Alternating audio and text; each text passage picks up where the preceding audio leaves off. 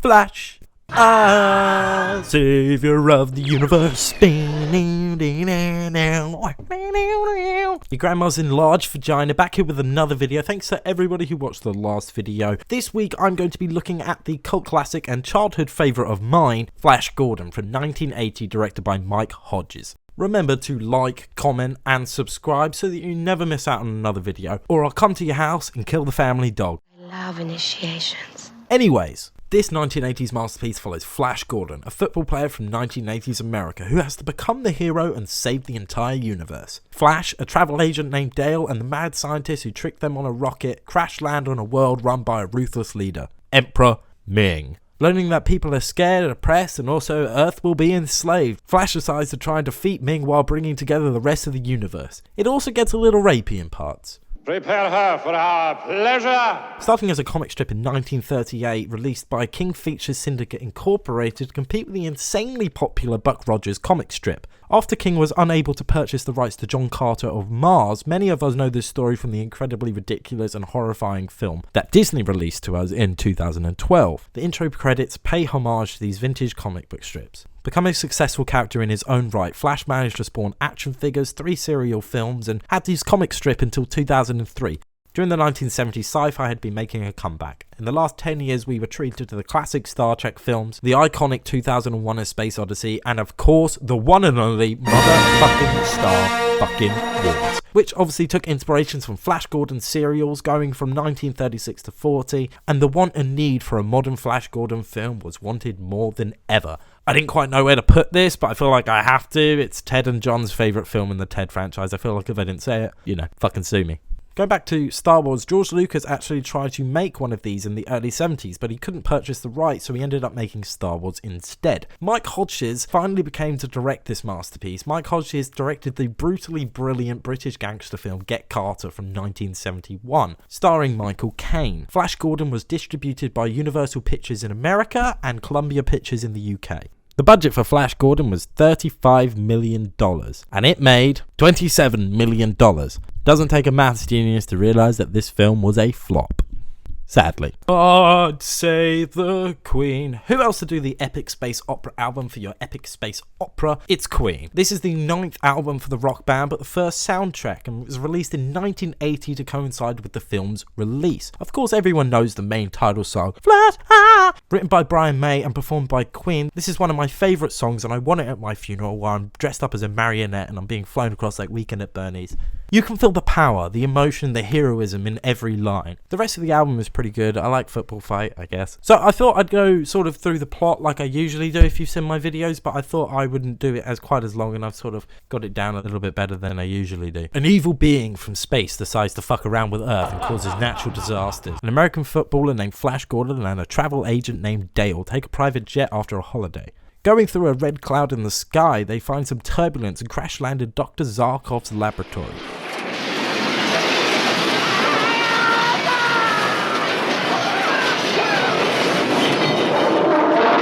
The disgraced Dr. Zarkov, formerly a NASA turned mad scientist, believes that the world is having weather disasters due to us being attacked from space. Having built a rocket, Zarkov tricks Flash and Dale to enter.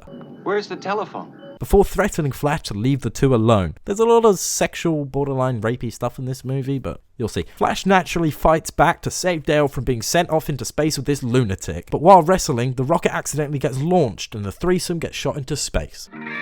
After floating around unconsciously for a while, they wake up on a mysterious planet controlled by the overtly racist stereotype of Emperor Ming. I don't have to explain it. The gang is immediately captured by Ming's forces and brought to his throne room. Ming explains that he wants to destroy and enslave Earth. While I'm here as well, there's a lot of goofy looking lizard people in this movie that I don't really remember. We see one first try and escape and it gets disintegrated. There are more in the cage in Aboria. Anyway, Ming showcases his power by mind controlling Dale using his ring into being submissive. She begins moving her body around and it's a little unsettling. What happened to me? I don't know, but it was pretty sensational.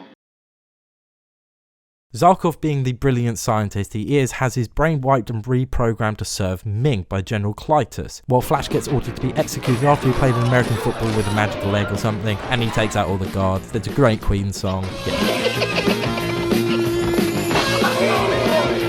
The costumes are so elaborate, colourful, and also campy. It's brilliant. Timothy Dalton, James Bloody Bond, is in this movie for some reason. Dalton plays Prince Baron, who is in love with Aurora, Ming's daughter. Flash is brought to his execution chamber. The Doctor injects him with something, and the room is soon filled with gas. Thinking that all hope is gone, Dale is brought to the sex slave room and introduced to their favourite drink. Apparently it makes them more submissive and kind of makes the whole thing more bearable and okay about being used as sex slaves. I'm very confused how this is put into a kids film. Flash has been secretly rescued by Ming's daughter Aurora. The two escape as Aurora claims her soon-to-be lover Baron, Prince of Abora, will be able to help and protect Flash. While flying in a ship to Abora, Aurora shows Flash how to phone people telepathically. So he gives Dale a call to let her know that he's okay, and while doing so, Aurora starts kissing Flash, which leads to some horny thoughts that Dale hears that weren't meant for her. Oh my God, this girl's really turning me on. I didn't quite get that. Think it again. Forget I thought it.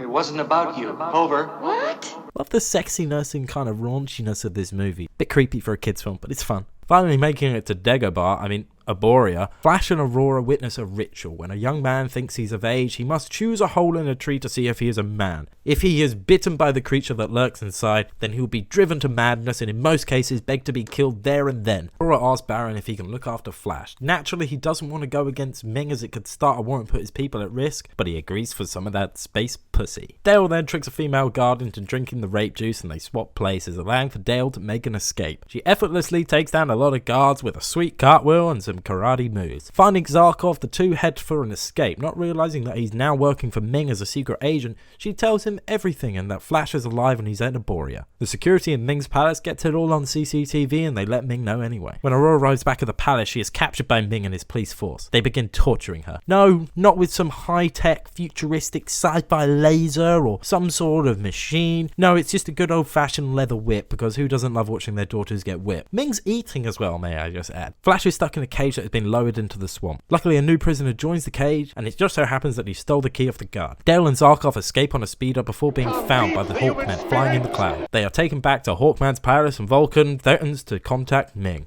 Casually breaking out of the swamp cage and climbing some ropes, making it back onto the tree platform, Flash is suddenly double-crossed by the prisoner, as it's all part of Baron's plan to let Flash escape, giving him a reason to challenge him to a ritual. Flash fearlessly takes the challenge head-on and puts his hand in twice without getting bitten, but on the third time, Flash tricks Baron into thinking that he has been bitten and begs him to end his misery, giving him enough time to take Baron's sword and get him to the ground, making enough room for his escape to the swamplands. Alone in the swamplands, Flash falls into a bog and is quickly submerged, pulling himself out eventually from a nearby rape with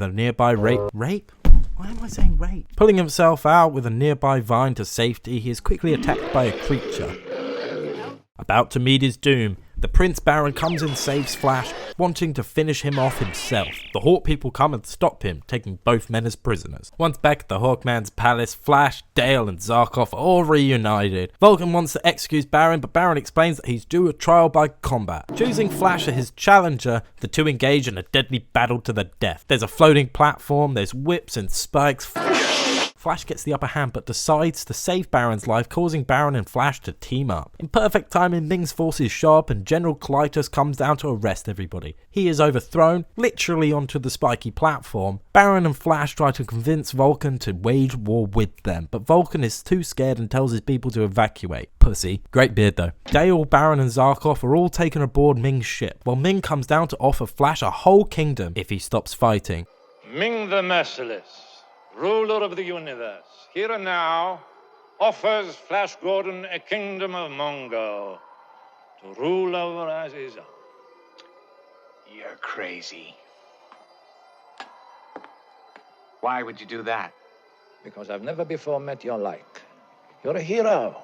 Don't you see that? Of course, Flash doesn't succumb to such temptations, just like a certain Luke Skywalker. Denied Ming's offer, Ming leaves Flash to die on this floating palace and orders his ship to blow it up. Dale witnesses this from the ship and believes Flash to now be dead. However, wouldn't be much of a move if he died there. Flash manages to find a little speeder, a rocket cycle, and escapes. The people of Aboria and the Hawk people get a call from Flash telling them that he's alive and to prepare for war. Dale is chilling in a sex slave room when Aura is thrown in, and I'm like, are you putting your daughter in the sex slave room for a reason, Ming, or is there no other cells, or what? Dale naturally attacks Aurora, thinking that she double-crossed Flash, and a cat fight ensues. It's the best film of the entire movie. Honestly, if you're gonna watch it, just watch it for this. Aurora tries to give Dale poison, stating that because her dad always has a drink before lovemaking. Why does she know that? Do you see what I mean? Dale refuses, as she's now trying to be a good wife as their wedding shortly. I really don't understand. I think it's the drink that she's drinking, but it's very odd. Flash is approaching Ming's palace on his rocket cycle, but begins to receive heavy fire, causing him to turn around, and War Rocket Ajax is sent out after him. Luring the rocket away from the palace and into the clouds, the Hawk army is waiting. Cue one of the best battle sequences as the Hawkmen and Flash hijack the War Rocket to target the palace. There are some pretty sweet moments and even sweeter guitar tones. Ignore the wire work, it's fucking great.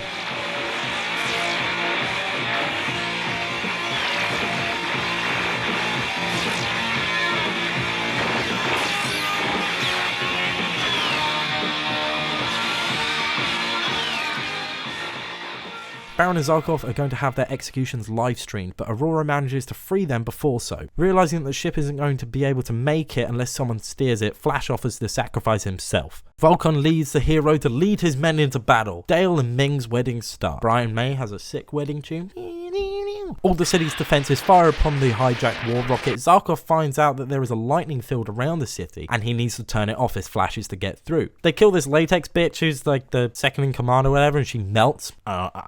I don't know. Zarkov turns the field off and allows Flash to crash directly into the throne room, breaking up the wedding and stabbing Ming right with the end of the ship. With a couple seconds left to spare on the clock, Ming then kills himself, and it just kind of ends, you know? Like, there's no end of the world, and Baron becomes king, Vulcan generals the army, they offer Flash and Dale a home, but they deny it, so they go home. And then it says the end with a question mark, and a hand can be seen grabbing his ring. Well, that's The Flash. Fucking enjoy. Like, comment, subscribe if you made it this far. I won't kill your family dog. I will be doing The Good, the Bad, and the Ugly next week because I did the first two films in the Dollar Trilogy, so go check those out. They're pretty. I don't know, they're all right, but yeah. So yeah, all right.